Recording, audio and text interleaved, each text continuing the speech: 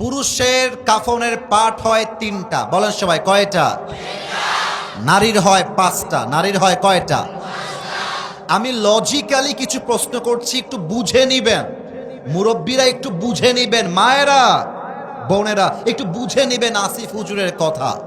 একজন পুরুষ যখন মারা যায় তাকে ঢাকার জন্য 3 পার্টের পোশাক বা কাফন ইউজ করা হয়। আর নারীকে 5 ভাগে কেন দেওয়া হয়? কারণ নারীর কোনো বডির পার্ট শো করানো যাবে না। আমার প্রশ্ন, জাস্ট 5টা পার্টেই কিন্তু শেষ হয় না।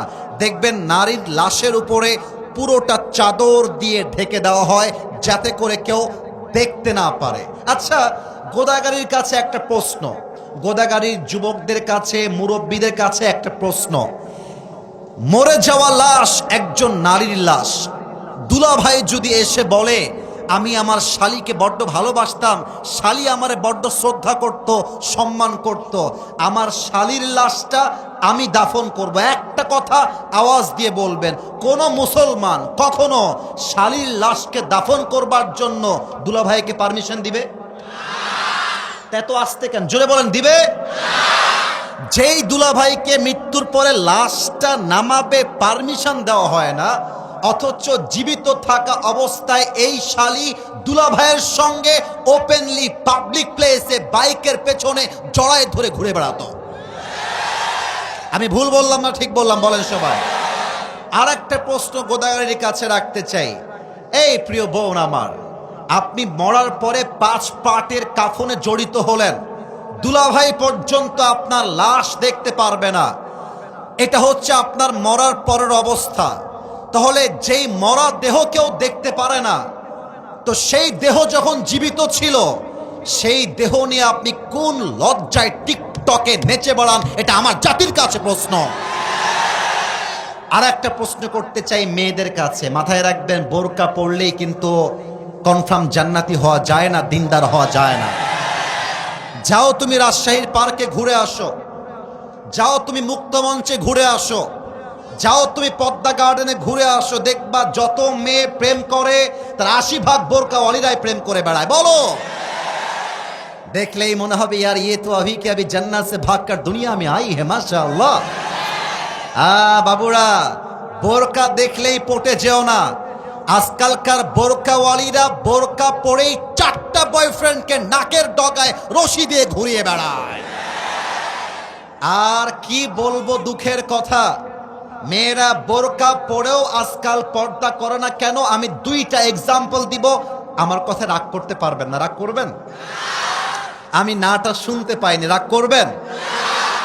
আমি ইনডিরেক্টলি বলবো, ডিরেক্টলি বলতে এটা বড় লজ্জার বিষয়। আমি ডিরেক্টলি বলতে চাই না, ইনডিরেক্টলি বলছি। আশা করছি আপনারা আমার পয়েন্ট বুঝতে পারবেন।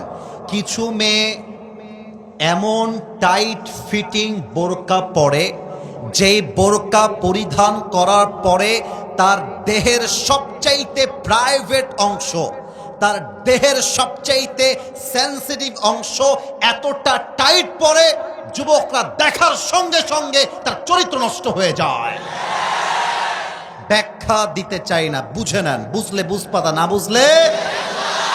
সেকেন্ড কথা, মেয়েরা দেখবা বোরকা পরার পরেও এই যে হাতাটা খোলা রাখে। শুধু এখানেই শেষ নয়, এই হাতাতে আবার মেহেন্দি লাগায়, পুরো হাতটা মেহেন্দি দিয়ে ভরা, আর বোঝায় मेरा चेहरा तो तुम नहीं देख सकते लेकिन हाथ से ही पता लगा लो कि मैं खूबसूरत हूं। প্রিয় বোন, এইসব বাটপারি আমাদের কাছে কইরেন না। আপনি হাত খুলে ঘুরবেন, আপনার হাতের মেহেদি দেখাবেন, চোখ দিয়ে মায়া লাগাবেন, আমি বলবো এটা উপরে ফেটফাট, ভিতরে পুরোটাই সদরঘাট। এটার নাম বোরকা হইতে পারে না, এটার নাম পর্দা হইতে পারে না। আরে পর্দা হবে এমন পর্দা, নারীর হাত তো দূরের কথা, নারীর চোখটা পর্যন্ত কেউ দেখতে পারবে না।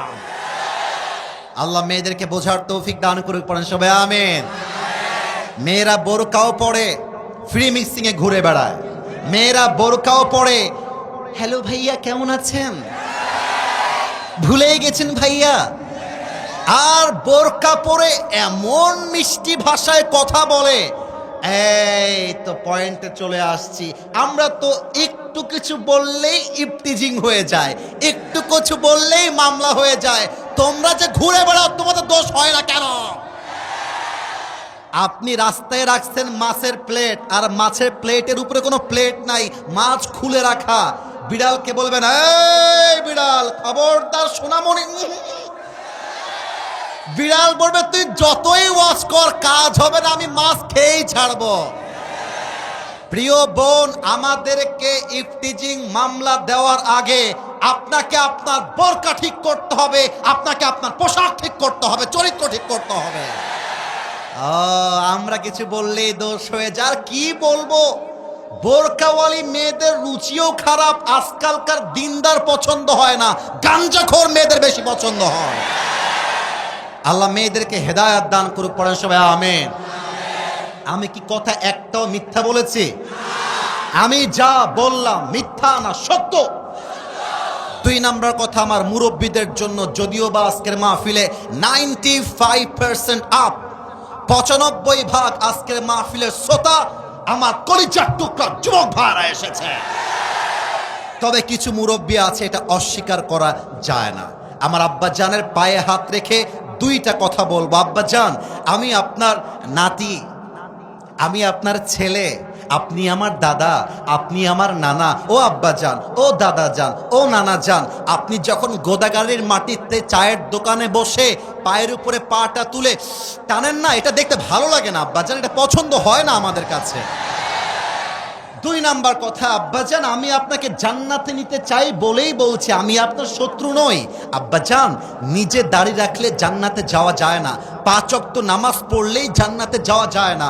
আপনার ছেলের বিয়ের বয়স হয়েছে, আপনি বিয়েতে চান না, এটার জন্য আপনি জাহান্নামে যাবেন। আমার আব্বাজানদেরকে বলবো, আব্বাজান আমি যুবকদেরকে উস্কায় দেওয়ার জন্য আসি নাই, তবে মাথায় রাখবা বিয়ে ছাড়া একজন যুবকের চরিত্র রক্ষা করবার সেকেন্ড কোনো অপশন বাংলাদেশে নাই। এখন আব্বা বলবে, হুজুর আমার ছেলে তো কামাই করে না, টাকা নাই, বাড়ি নাই, পয়সা নাই। আরে আমার কথা, আমি সেই মেয়েকে বিয়ে করব যে আমার সঙ্গে ডাল ভাত খেয়েও থাকতে পারবে। আমি সেই মেয়েকে বিয়ে করব, ভাত হবে আমার, গোস্ত হবে আমার, 2 পিস হবে গোস্ত, 1 পিস খাবে সে, 1 পিস খাবো আমি। That is the solution. আর আব্বাজান আপনি কি বলবেন? আমার কথাটা একটু শোনেন। আব্বা বলবে, ছেলের আব্বা, এই কার আব্বা? না শুনি নাই, কার আব্বা? ছেলের আব্বা বলবে যে বাবা তুই বিয়ে কর, তোর যদি মাসে 2-3 হাজার টাকা লাগে, তোর বাপ ইনশাআল্লাহ ব্যাকআপ ফাইল হয়ে তোর পাশে আমি আজীবন ছিলাম, আজীবন থাকবো। আর মেয়ের বাবা বলবে যে বাবু বিয়ে করবা করো, কিন্তু আমার মেয়ের দায়িত্ব আমার ছিল, আমারই থাকবে। 1 বছর 2 বছর তুমি চাকরি খোঁজো, ব্যবসা করো, যখন তুমি স্ট্যাবলিশ হবা, সফল হবা, টাকাওয়ালা হবা, তখন তুমি আমার মেয়ের দায়িত্ব নিয়ে সব চালাবা। ততক্ষণ পর্যন্ত বাবারে বাবা প্রেম করিস না, স্বামী হয়ে বাঁচ, বউ হয়ে বাঁচ। বাপের সাহায্য, মেয়ের বাপের সাহায্য, 2টা মিলে গেলেই খাপে খাপ মঞ্জুর বাপ। আল্লাহ বাবাদেরকে বোঝার তৌফিক দান করুন, পড়েন সবাই আমিন। 3 নাম্বার কথা যুবকদের জন্য বলা যাবে না? তোমরা রাগ করে আছো না? বলা যাবে? আমার দিকে তাকাও, এটার নাম ডানে আওয়াজটা বেশি, বামে আওয়াজ পাই না। Okay, let me ask you this question very clearly. Okay, আমি পেছনে যাচ্ছি, এবার বলেন এইটা আমার মুখে কালো কালো কি? আমাকে পাম দেওয়া যাবে না গো, আমাকে তোমরা পাম দিও না গো, আমাকে জাস্ট বলো যে আমাকে দাড়ি রেখে কেমন লাগছে, তোমরাই বলো। আর স্মার্ট না স্মার্ট? কোনো মেয়ে যদি বলে তুমি রসুলের ভালোবাসায় দাড়ি রেখেছো, তোমাকে বিয়ে করতে পারবো না, তুমি বলে দিবা তোমার মতো মেয়ের জন্য বিটিএস এর হিজড়া ছাড়া পারফেক্ট কোনো অপশন আমার কাছে না। আরে যেই মেয়ে আমাকে রসুলের ভালোবাসার জন্য বিয়ে করতে চায় না, দাড়ির জন্য বিয়ে করতে চায় না, ও তো বাড়ির বউ হওয়ার যোগ্যতাই রাখে না। যে আমাকে দাড়ির জন্য বিয়ে করবে সে আমার বাড়ির বউ হওয়ার যোগ্যতা রাখবে। কথা ঠিক আছে কিনা বলেন? তাহলে আমাকে ওয়াদা দাও, বলো সবাই হুজুর। ডানে very active, they are very energetic, they are very powerful. Why you are not man? তোমাদের আওয়াজ নাই কেন? বলেন সবাই হুজুর। আমরা গোদাগাড়ির সন্তান, আপনাকে ওয়াদা দিলাম আজ থেকে দাড়ি আর কাটবো না। আরে বলেন সবাই ইনশাআল্লাহ। 2 নাম্বার কথা কিন্তু অনেকের গায়ে লাগবে, বলা যাবে নাকি যাবে না?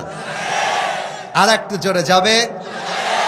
আমি কোনো রাজনৈতিক বক্তব্য দেওয়ার জন্য গোদাগাড়ির মহিশাল বাড়িতে আসি নাই, তবে আগামীতে নির্বাচন আসছে, নির্বাচন হবে, আমার কোনো অবজেকশন নাই, বাট নির্বাচনে নেতা হবে সে যে কোরআনের পক্ষ হয়ে কাজ করবে।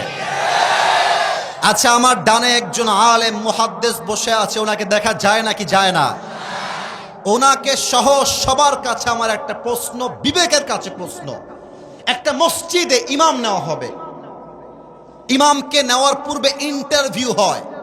ইমামের মোজ কেমন, ইমামের দাড়ি উঠেছে কিনা, ইমাম বিয়ে করেছে কিনা, ওর বই পর্দায় থাকে কিনা, ইমামের চরিত্র কেমন, ও হাফেজ কিনা, ওর যোগ্যতা আছে কিনা, ওর বয়স কেমন। ও বাবা, 500 মুসল্লির মসজিদে ইমাম নেওয়ার জন্য এরকম পা ছাটাই জাস্টিফাই হয়, চুল খুলে দেখা হয়, না পারে পায়জামা খুলে দেখবে, এমনও করে অনেক লোকেরা আছে না? নাই বলো বলো। মাত্র 500 লোকের ইমাম নেওয়ার জন্য এত জাস্টিফাই, এত প্রশ্ন, এত ইনভেস্টিগেশন। ভোটের সময় আসলে একজন এমপি যে 3 লাখ মানুষের জন্য কাজ করবে, একটা শহরের জন্য কাজ করবে, সেই এমপি গাঞ্জাখোর কিনা, সেই এমপি সুদখোর কিনা, সেই এমপি ঘুষখোর কিনা, সেই এমপি জেনা করেছে কিনা, এটার খবর নেওয়া হয় না। কেন কেন কেন কেন? আপনার কাছে ভোট চাইতে আসবে, আপনি বলবেন আপনি নামাজ পড়েন কিনা আগে তাই বলেন। ভোট চাইতে আসবে, আপনি বলবেন আপনার মুখে লম্বা চাপদাড়ি কোথায় আমাকে বলেন। ভোট চাইতে আসবে, আপনি বলবেন আগামীর 5 বছরে আপনি এই গোদাগাড়ির জন্য কি করবেন আমাকে লিখে দিয়ে যান। ভোট চাইতে আসবে, সোজা ভাষায় বলবা আপনাকে ভোট দিব সম্মানের খাতিরে, স্যালুট মারলাম পা দিয়ে হাত দিয়ে, কিন্তু ভোটে যাওয়ার পরে যে রূপ চেঞ্জ হয়ে যায়, এখন হাত দিয়ে মারলাম পা দিয়েও মারলাম, রূপ চেঞ্জ হইলে হাত দিয়ে না পায়ের জুতা দিয়ে আপনাকে মারব। ওই সব ধান্দাবাজির সময় শেষ, দেশ পরিবর্তন হয়েছে। আগামী বাংলাদেশে ক্ষমতার চেয়ারে আমরা কোনো নারীকে আর বরদাস্ত করতে পারবো না। লাস্ট কথা, শেষ কথা, দেখা যাক গোদাগাড়ির মানুষ আমাকে কেমন করে রেসপন্স করতে পারে। আমরা আগামী সংসদে এমন একজন প্রধানমন্ত্রীকে দেখতে চাই, যেই প্রধানমন্ত্রী চাইলে দেশের জাতীয় সংসদে দাঁড়িয়ে যেমন বক্তব্য দিবে, আমার দেশের প্রধানমন্ত্রী চাইলে ঢাকার জাতীয় মসজিদ বাইতুল মুকাররমে দাঁড়িয়ে জুমার খুতবা দেওয়ার যোগ্যতাও রাখবে। হাত তুলে বলো ঠিক কিনা? আল্লাহ যেন কবুল করে, পড়েন সবাই আমিন। আপনারা কি আমার কথাগুলো রাগ করলেন? আমি যে কথাগুলো বললাম 2 ঘন্টা ওয়াজ করলে যেই কাজ হতো আধা ঘন্টায়, আমার মনে হয় সেই কাজটা হয়ে গিয়েছে। আপনাদের বউ আছে কার কার একটু হাত তুলেন। বউ আছে? আচ্ছা, বউ আছে, হাত নামান, হাত নামান।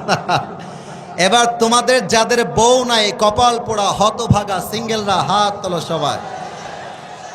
ক্যামেরাম্যান জলদি ফোকাস করো। কারো বউ নাই? আমি বিশ্বাস করি না। আল্লাহ সবাইকে দিনদার নেককার বউ দিয়ে দিক, পড়েন সবাই আমিন। আহারে আব্বা বোঝে না রে, আব্বা বোঝে না। শীতকালে যার বউ নাই তার জীবনে কিছুই নাই। আল্লাহ প্রত্যেকটা যুবকের ঘরে ঘরে বউ দান করুক, পড়েন সবাই আমিন। 3টা তাকবীর দিয়ে তাফসীর শুরু হবে। প্রথম তাকবীর দিবে আমার বিবাহিত ভাইয়ারা। বিবাহিত ভাইয়ারা একটা কাশি দেন। বিবাহিত ভাইয়ারা, না না না না, আমি দিচ্ছি, বসে পড়ো। বিবাহিত ভাইয়ারা, আমি কিন্তু আপনাদের পক্ষে আছি, বিপক্ষে নই। দেখা যাক কারা জিতে। নাম্বার আপনারা দিলেই বুঝবেন। It's time for the married people. বিবাহিতদের পালা। বিবাহিতরা, আমি বলবো লিল্লাহি তাকবীর, আপনাকে বলতে হবে আল্লাহু আকবার। দেখা যাক বিবাহিতদের জোর কত। লিল্লাহি তাকবীর। ওরে বাবা রে বাবা।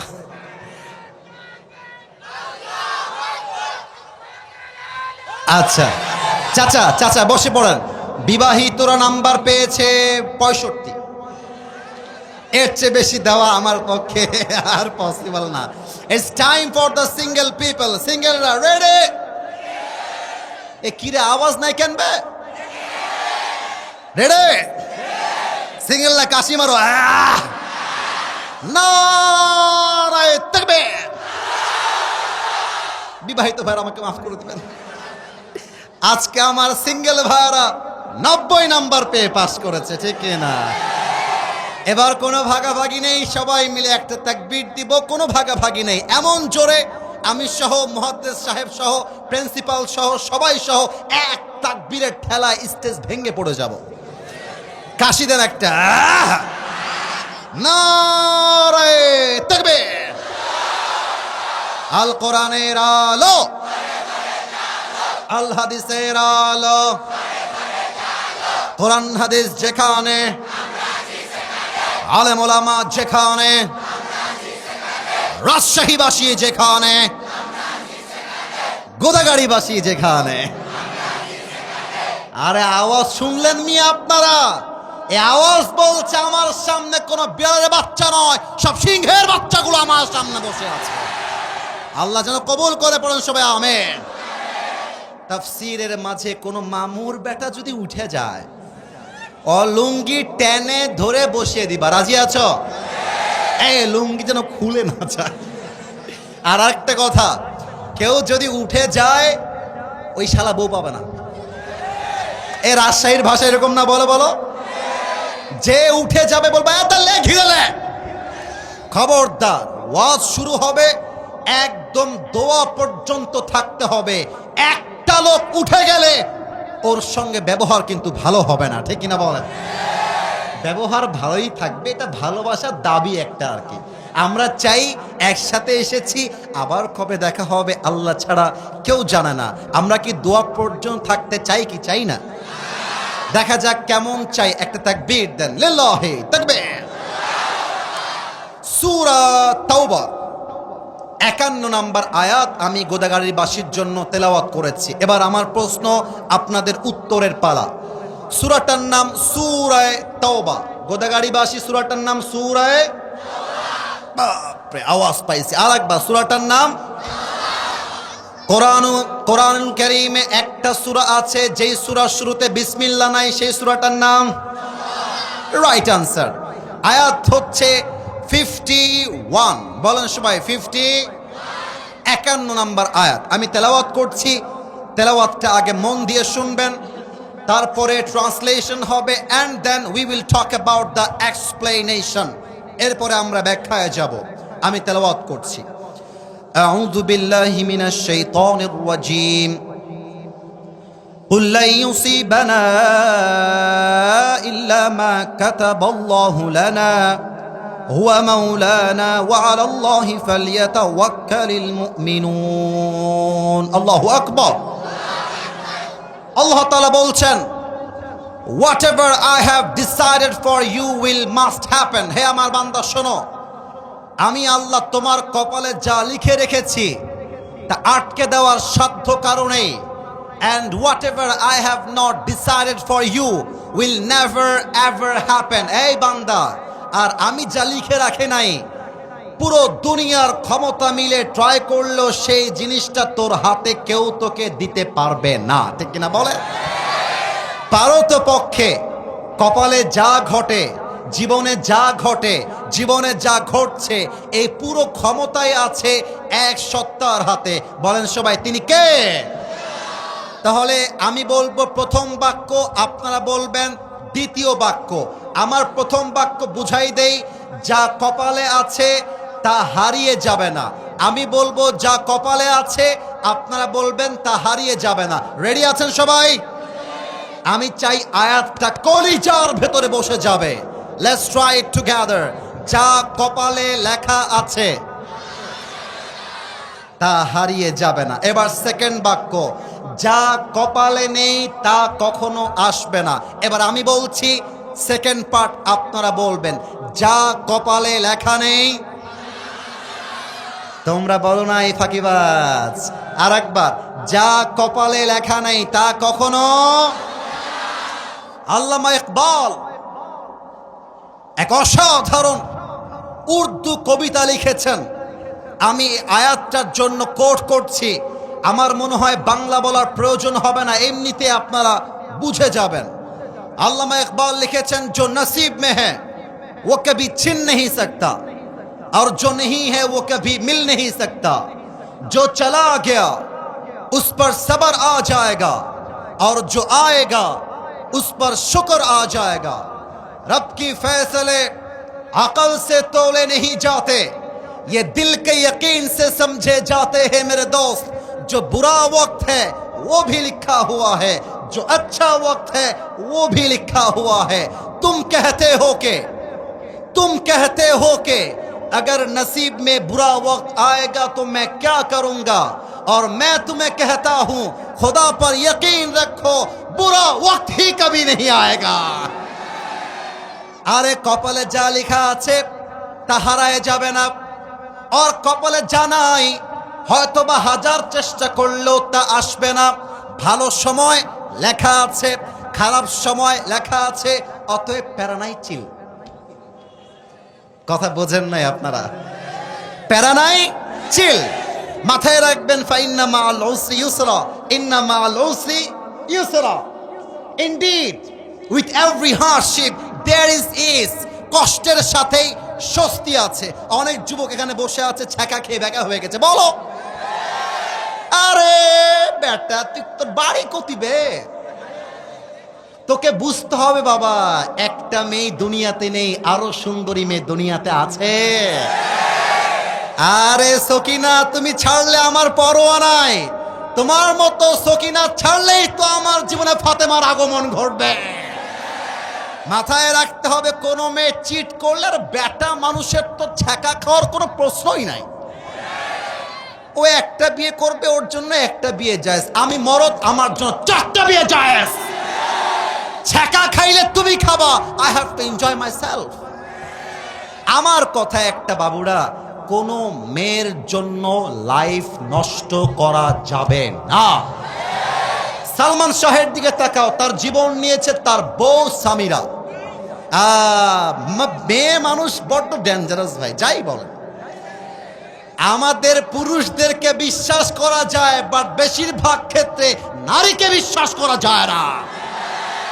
80% যুবকের জীবন নষ্ট হয় একজন চরিত্রহীন লম্পট মেয়ের জন্য। বলো, অতএব কেউ চলে গেলে যেতে যাও, কিন্তু তুমি তোমার জীবনে এত ভালো কিছু করবা, আরে ওই রকম একটা সকিনা না, একটা জরিনা না, ওইরকম হাজারো সকিনা জরিনা তোমার পেছনে তোমাকে লাইন ধরে বিয়ে করার জন্য। বলো না সবাই?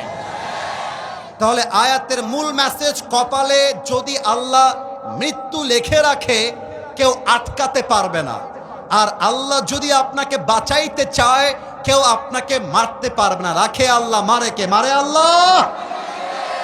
এবার জাতির কাছে আমার প্রশ্ন, জাতির পিতার নাম কি?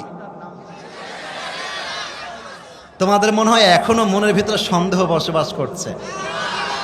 জাতির পিতার নাম বঙ্গবন্ধু নয়, জাতির পিতার নাম ইব্রাহিম আলাইহিস সালাম। বলো, কোন বাপের কথা বলে জাতির উপরে চাপাই দিলে জাতির পিতা হওয়া যায় না। জাতির পিতা হতে হলে বুকের তাজা রক্ত দিয়ে ইমানের পরীক্ষায় পাশ করতে হয়, ঠিক কিনা বলে?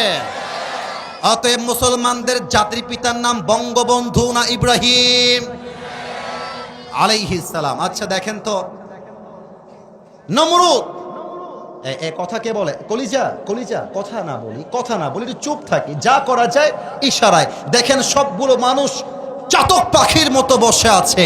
এটা গোদাগাড়ির মাটি, এটা ইসলামের ঘাঁটি, ঠিক কিনা বলেন? ইব্রাহিমকে নমরুদ বলছে, ইব্রাহিম আবার কথা বলে না। এতগুলো লোক চুপচাপ। Why you are talking man? কোনো কথা বলছো তোমরা এখানে? এই একদম না, তোমরা কোনো হাসি না, কোনো আওয়াজ চাই না। তোমরা কি ওয়াজ ভালো চাও না খারাপ চাও? ভালো না খারাপ? আমি আর কোনো সাউন্ড চাই না। ইব্রাহিমের শত্রুর নাম নমরুদ। বলেন সবাই কি নাম? নমরুদ বলছে, ইব্রাহিম এক আল্লাহর ইবাদত ছেড়ে দাও, আমাকে রব হিসেবে মেনে নাও, আগুনের পূজা করো, তবে তোমাকে ছেড়ে দিব। যদি তুমি না ছাড়ো তবে তোমাকে আমি আগুনের মধ্যে পুড়িয়ে মারব। ইব্রাহিম বলছেন এক কথা, আমার জীবন যাবে, বাট ইমানের ক্ষেত্রে এক চুল পরিমাণ কোনো কম্প্রোমাইজ চলবে না, ঠিক কিনা বলেন? ইমানের পথে অবিচল থেকে আমার মরণ যেন হয়, তোমারই কাছে মিনতি আমার, তোমারই কাছে মিনতি আমার, মহামহিম দয়াময়। ইমানের পথে অবিচল থেকে আমার মরণ যেন হয়। পড়েন সবাই আমেন। বিশাল বড় একটা আগুনের কুণ্ডলী জ্বালিয়ে দেওয়া হয়েছে বিশাল বড় মাঠের ভেতরে। নমরুদ বলছে, ইব্রাহিম এক আল্লাহর ইবাদত ছেড়ে দাও, তুমি বেঁচে যাবা। ইব্রাহিম বলছে এক কথা, জীবন থাকতে তোর মতো কাফেরের সামনে আমার মাথা এক চুল পরিমাণ নত হবে না, ঠিক কিনা বলেন? এবার জিব্রাইল আসছে। কে আসছে? আসতে কেন বলেন সবাই, কে আসছে? জিব্রাইল কানে কানে বলছে। যুবকরা কি অ্যাক্টিভ আছে কিনা দেখা যাক। কিসে কিসে বলছে? আর একবার কিসে কিসে বলছে? বলছে, ইব্রাহিম আমার কথা শোনো, তুমি আমার কাছে সাহায্য চাও, আমি তোমার জন্য এমন সাহায্য করব তোমাকে নমরুদ আগুনে ফেলতেই পারবে না। কিন্তু ইব্রাহিম বলছে এক মারাত্মক কথা।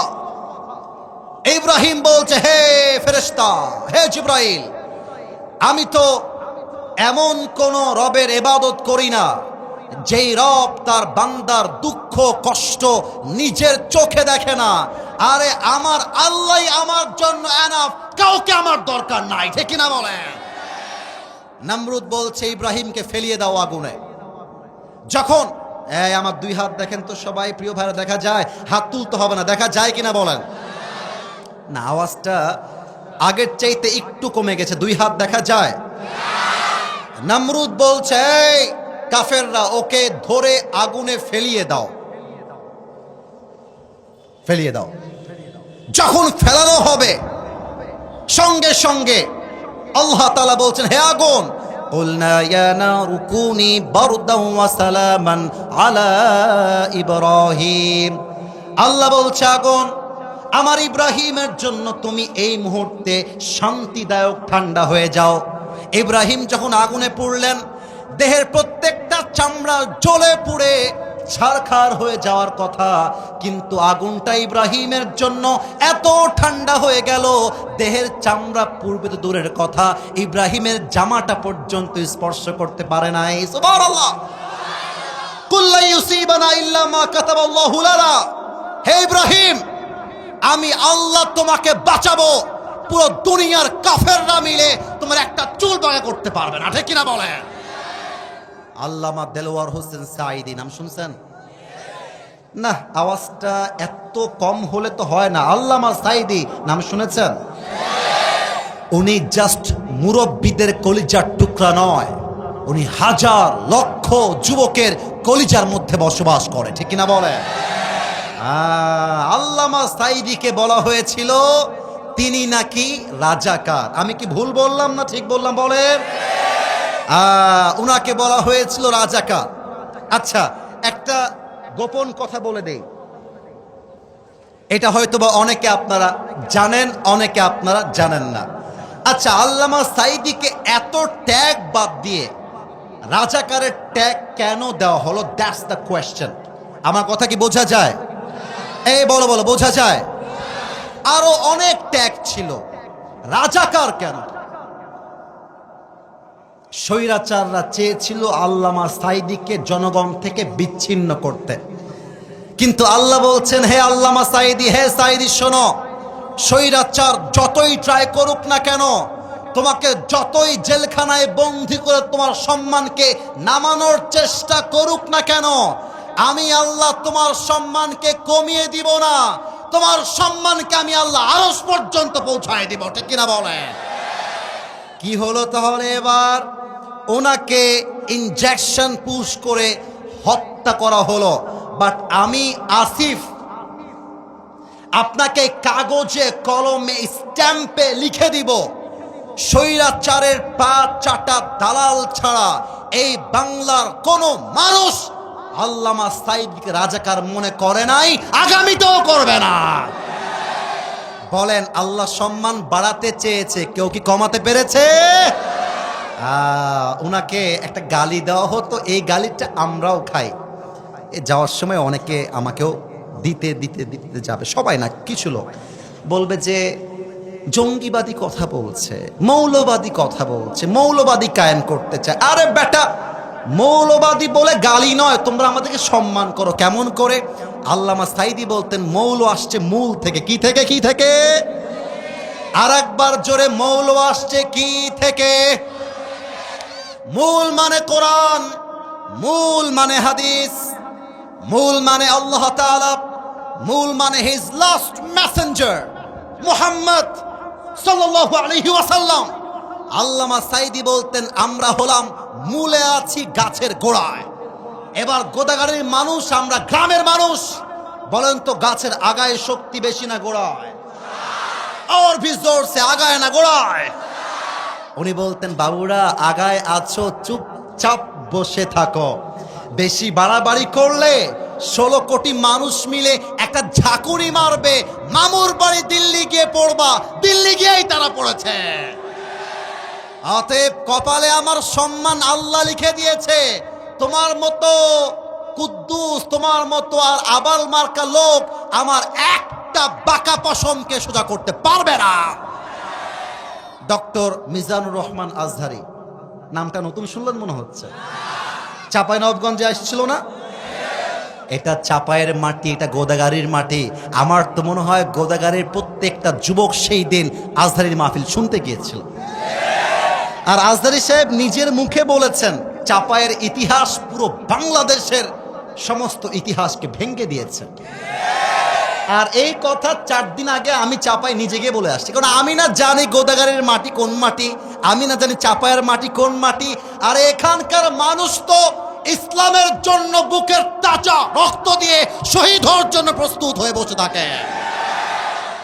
আজহারীকে 2020 সালে রাজাকার বলে গো ব্যাক টু মালয়েশিয়া, যাও মালয়েশিয়ায় গিয়ে যা করা করো, বাংলাদেশে ঠাঁই হবে না। এই গোদাগাড়ির যুবক ভাইয়েরা, আজকে যারা মালয়েশিয়া পাঠিয়েছিল তারা আজকে নেই, বাট আমাদের আজহারী বুকের পাটাকে উঁচু করে বাংলার মাটিতে ইসলামের জন্য কাজ করছে। ঠিক কিনা বলো? এটাই কপালের খেলা, এটাই কপাল। আল্লাহ যা লিখে রেখেছে তা হারিয়ে যাবে না, আর আল্লাহ যা লিখে রাখে নাই হাজার চেষ্টা করলেও কেউ তোমাকে তা দিতে পারবে না। এটার নামই ভাগ্য। ঠিক কিনা বলে? এবার একটা প্রশ্ন করব, অনেকে আটকায় যেতে পারে, তাই একটু 3 সেকেন্ডের গ্যাপ নেন। 1 2 3। মাথা কি ঠিক আছে সবার? ব্রেন কি অ্যাক্টিভ আছে? আছে আছে। আচ্ছা, এই মোবাইলওয়ালারা মোবাইলটা একটু অফ করে দিয়ে প্রশ্নটা শোনো, প্রশ্নটা শোনো।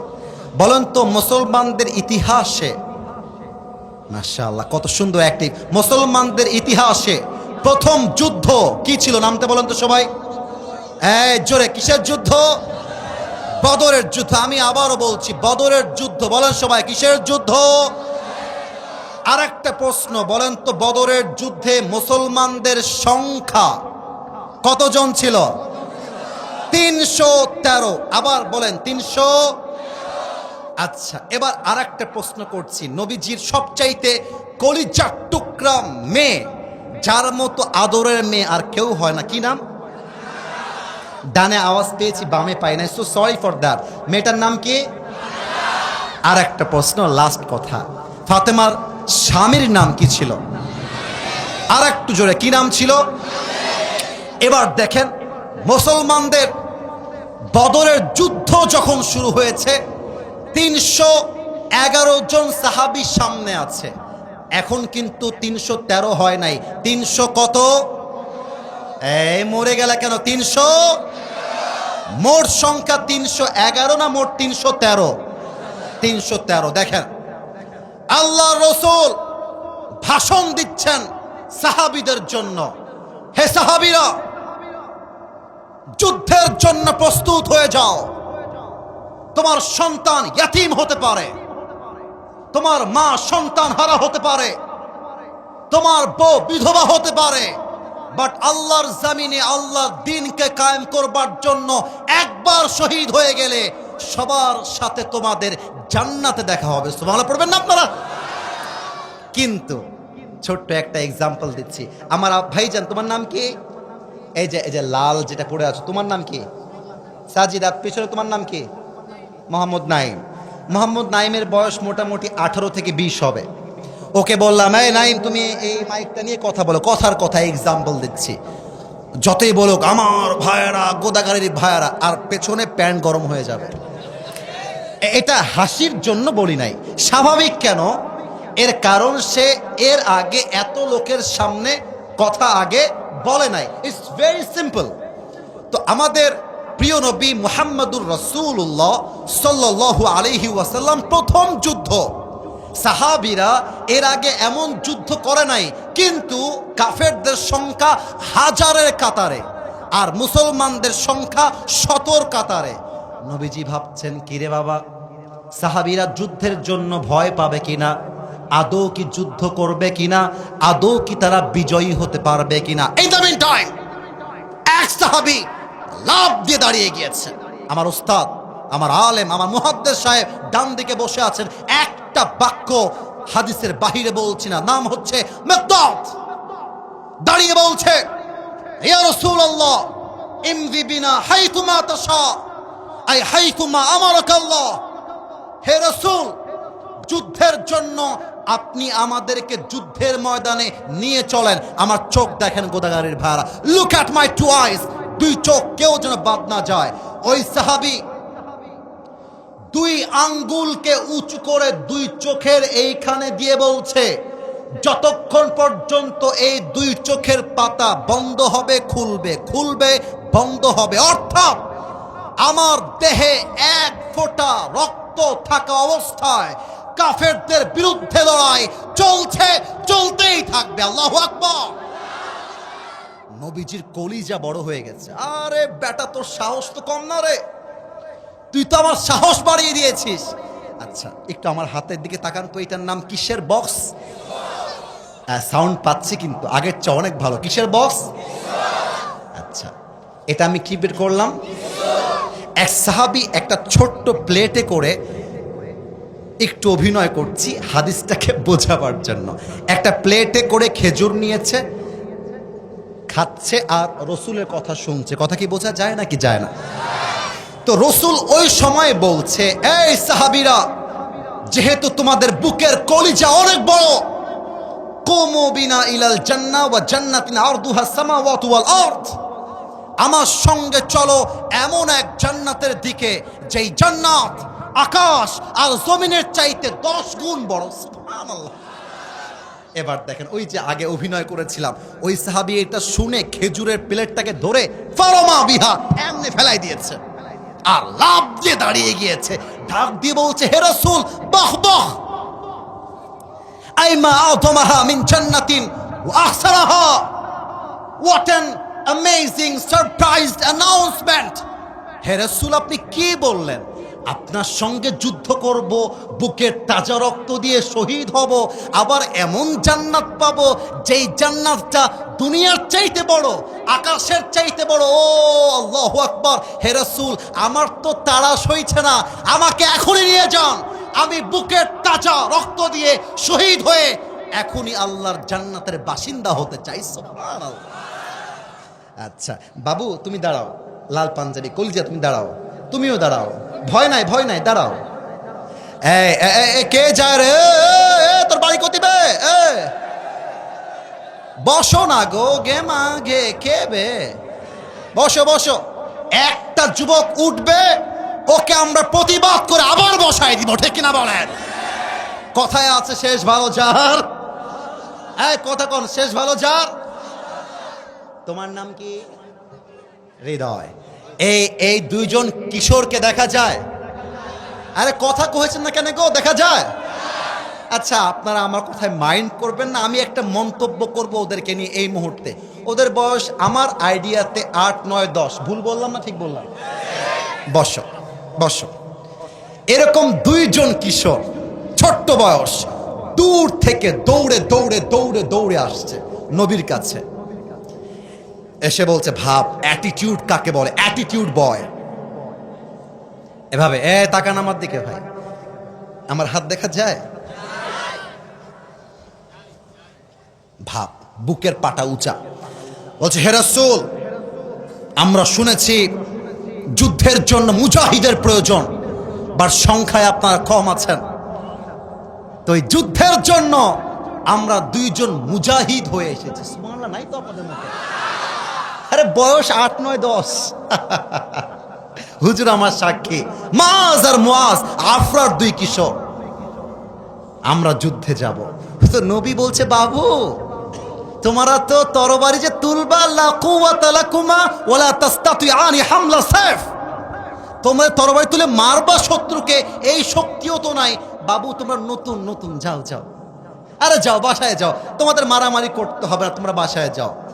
এবার দুইজন বলছে হে রাসূল বয়স কম দেখে চান্স দিচ্ছেন না তাই না? মুরনা ফাকাত সাতারা মাদা সাফাল, একবার চান্স দেন, একটা কোপ মারবো কাফেরদের কল্লা 40 হাত দূরে গিয়ে পড়বে। আল্লাহু আকবার। ছোট মরিচের আরে কথা কহেছে না কেন বে? ছোট মরিচের একবার চান্স দেন। নবীজি বলছে বাবুরা তোমরা যে বলেছো তাতেই খুশি, যাও যাও যাও বাসায় যাও। আচ্ছা এবার আমি আমার হুজুরকে দিয়েই বোঝাই, হুজুর আমার বড় ভাই, আমি হলাম ছোট ভাই। এবার তোমরা কহো হুজুর আমার কি ভাই আর আমরা কি ভাই গো? এটা আমার বড় ভাই, আমি হলাম ছোট ভাই। তো বড় ভাই যে নবীকে ডাক দিয়ে বলছে হে রাসূল ঠিক আছে আমি বুঝেছি আপনি আমাকে চান্স দিবেন না, তবে রসুল ওকে চান্স দিচ্ছেন না, ঠিক আছে আমার বড় ভাই বলছে ওকে চান্স দিচ্ছেন না, ওকে ওর বয়স কম, ওর গায়ে শক্তিও কম, কিন্তু আমাকে দেখেন আমার বয়সও কম, আমার গায়ে জোর আছে হুজুর, একবার চান্স দেন আমি কাঁপায় দিব। কোন ভাই বলতে? ছোট ভাই না বড় ভাই? এবার ছোট ভাই খেপে গেছে, কি বে তুই কি বলছিস বে? হুজুর এই বেটা খালি গায়ে গতর লম্বা আর বয়স লম্বা, আসল শক্তি আমার গায়ের ভেতরে আছে। আল্লাহু আকবার। নবীজি পড়ছে মহাবিপদে, কারে বাদ দিয়ে কারে নিবে, ঝামেলা আছে না নাই বলেন? এবার নবীজি বলছে বাবা এত কিছু বুঝি না, এবার আসো দুইজন মিলে খেলা হবে, কার গায়ে কত শক্তি এবার আমি দেখতে চাই। আমার বড় ভাই কি করেছে, এবার ছোট ভাইকে ধরে এবার ল্যাং মেরেছে, ল্যাং মারা বুঝেন, এমনি ধৈরা দিছে শুয়ায় বড় ভাই, আর ছোট ভাইয়ের বুকে বসেছে আর গলা টিপে ধরে বলছে তুই যাবি কতিবে, তুই যুদ্ধে যাবি, তোর সাহস আছে বে? বড় ভাই হুমকি মারছে। এবার ছোট ভাই কিন্তু কঠিন বিটকেল, কঠিন মাল দে ছোট ভাই দে, আমার চোখে দেখেন, এক চোখ বন্ধ করে ছোট ভাই বড় ভাইকে, কি বে ভাই আমি না তোর ছোট ভাই লাগি রে, এবার একটু দয়া করবে, এই শক্তি কমাই দেবে, তুই শক্তি কমা, আমিও তোর সঙ্গে যাবো, আরে একসঙ্গে খাই একসঙ্গে ঘুরি, আমরা দুই ভাই, তুই একা কেন যাবি, আমাকেও নিয়ে চল। আরে গোদাগাড়ির ভাইরা, বড় ভাই ছোট ভাইকে এত ভালোবাসে, বড় ভাই সব ফেলতে পারে, ছোট ভাই আবদার ফেলতে পারে না। আর ঢাকাতে আমার একটা মাহফিল ছিল অক্টোবর মাসের শুরুতে, হাজার হাজার মানুষ। সেখানে আমি সবাইকে বলেছিলাম, ভাইরা আমার, যেই পরিবারে ভাইয়ে ভাইয়ে মিল আছে, ওই পরিবারকে অন্য কোন বাসার মেয়ে বউ হয়ে এসে ভেঙে দিবে এমন কোন বাপের বেটি জন্মগ্রহণ করে নাই। বড় ভাইয়ের মনটা গেছে গলে, ছোট ভাই দেখছে এদাল্লে। বড় ভাইয়ের মন যেহেতু গলে গেছে, লে ঘিরে লে। ছোট ভাই বড় ভাইকে, মানে আমার ভাই, এমনে ধরে উল্টাই দিয়ে গলায় হাত দিয়ে বলছে, হে রাসূল, আগেই বলেছিলাম, আপনি আমাকে শুনেননি। আগে কি বলেছিলাম? ওর গায়ে শক্তি কম, শক্তি আমার গায়ে বেশি। রাসূল বুঝে গেছে দুইটা চরম লেভেলের ইমানদার। রাসূল বলছে, এদিকে আসো, এদিকে আসো। ডান হাতে মুয়াজ, ডান হাতে মাস, বুকের সঙ্গে জড়িয়ে ধরে বলছে, হে আল্লাহ, কপালে যা আছে তাই হবে। এই কিশোরদের ইমান দেখে এই দুইজনকে আমি আল্লাহর হাবিব বদরের যুদ্ধের মুজাহিদ হিসেবে গ্রহণ করে নিলাম। সুবহানাল্লাহ। হাদিসের শেষে চলে আসছি। এই মাঠটা কিন্তু অনেক বড়, তাই না? আমার তো মনে হয় মাঠের 3 ভাগের 1 ভাগে আমরা মাহফিল করছি, 2 ভাগ maybe it has its own space, ফাঁকা আছে। যুদ্ধের মাঠ এর চাইতে আরো 10 গুণ বড় হয়, বিশাল বড়। কথা বোঝা যায়? আপনারা একটু বলবেন, কথা বোঝা যায়? যুদ্ধের মাঠ কি এরকম ছোট হয় না বিশাল বড়? বড়। তো দেখেন, হাদিসের শেষ অংশে আমি আছি, এরপরে দোয়া হবে। কাফেররা বাম দিকে, মুসলমানরা ডান দিকে। এখন ওই যে দুইজন কিশোর আফরার, মাজ আর মুয়াজ, যুদ্ধের মাঝখানে আব্দুর রহমান বিন আউফকে বলছে, হে আব্দুর রহমান বিন আউফ, আমার চাচা, এই কাফেরদের মাঝে আবু জেহেলটাকে, আবু জেহেল কোথায়? আব্দুর রহমান বিন আউফ বলছে, ওই দেখো দূরে কয়েকটা কাফের ঘোড়া দিয়ে এমন করে ঘিরে আছে, ওর মাঝে যে আছে, হি ইজ আবু জেহেল। এই তো খেলা শুরু। এবার ছোট্ট 2 কিশোর আবু জেহেলকে দেখতে পেরে একটা দৌড় মেরেছে আবু জেহেলের দিকে। এখন কাফেররা বলছে, আবে ছোট বে, কি করবে এরা? ছোট তো কি করবে এরা? আর এই 2 ছোট কিশোর এক দৌড় দিয়ে গিয়ে এক লাথি মারছে আবু জেহেলের ঘোড়ার উপরে। আর এক লাথিতে আবু বকর জমিনে শুয়ে পড়েছে। আর আব্দুর রহমান বিন আউফ সুযোগ বুঝে পেছন থেকে এসে নারায়ে তাকবীর, আল্লাহু আকবার বলে একটা কোপ মারছে। আবু জেহেলের কল্লা 10 হাত দূরে গিয়ে পড়ছে। আল্লাহ বলছে, বান্দা, কাফেরদের সংখ্যা যতই হোক, আমি আল্লাহ তোদের কপালে বিজয় রেখেছি। ছিনিয়ে নিবে এমন কোন কাফেরের বাচ্চা সাহস পয়দা হয় না। ঠিক কিনা বলে? 5 আগস্টের দিনে আমাদের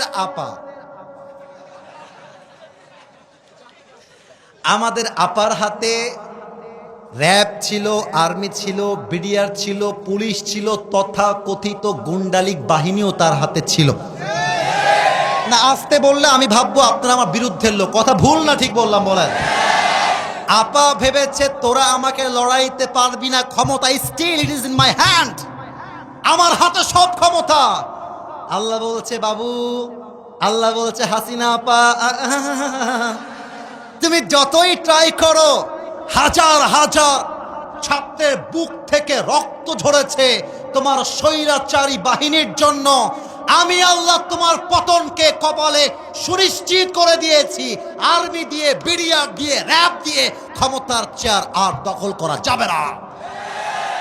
অতএব আগামী ফেব্রুয়ারি মাসে নির্বাচন হবে। বিএনপি বুঝি না, জামাত বুঝি না, হেফাজত বুঝি না, চরমোনাই বুঝি না, আমাদের একটাই দাবি, আগামীর সংসদ চলবে আল্লাহর কোরআন দিয়ে। 2 হাত তুলে বলো ঠিক কিনা? আল্লাহ যেন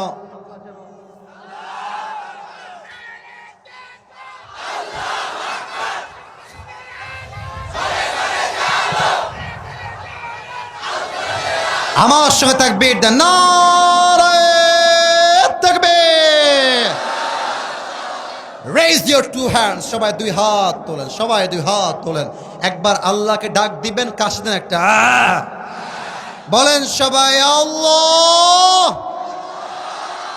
আমার কলিজা ভরে গিয়েছে, আল্লাহর কলিজাও ভরবে, আল্লাহর কুদরতি মনটা খুশি হয়ে যাবে। একটু হাতটা মুষ্টিবদ্ধ, জাস্ট লাইক দিস, এমন ভাবে বলেন সবাই আল্লাহ।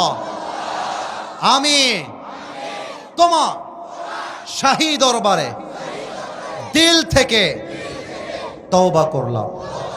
ও আল্লাহ, তুমি আমার জীবনের সব গুনাহ মাফ করে দাও। একটু একটু দিল থেকে বলেন না, মাফ করে দাও। পড়েন সবাই আমিন। লাস্ট ওয়াদা বলেন আল্লাহ, আজকে গোদাগাড়ির মহিশাল বাড়িতে আপনাকে ওয়াদা দিলাম, আয় আল্লাহ, আজ থেকে এক ওয়াক্ত নামাজ আর একটু জোরে, আর কখনো, এবার আমি হাত যেমনি নাড়াবো তেমন করে আপনারাও নাড়াবেন, ছাড়বো না। মাশাআল্লাহ, সুন্দর লাগছে আমার দেখতে। আর একবার আল্লাহকে দেখিয়ে, ছাড়বো না। বলেন সবাই ইনশাআল্লাহ। লাস্ট ওয়াদা আমাকে বলেন সবাই হুজুর। আবে শেষ ভালো সব ভালো, বলেন হুজুর ওয়াদা দিলাম সেলফি তোলার জন্য, দোয়ার সময় মারামারি করব না, দোয়া শেষ করে আপনার সাথে দেখা করে একসাথে বাসায় যাব। বলেন সবাই ইনশাআল্লাহ।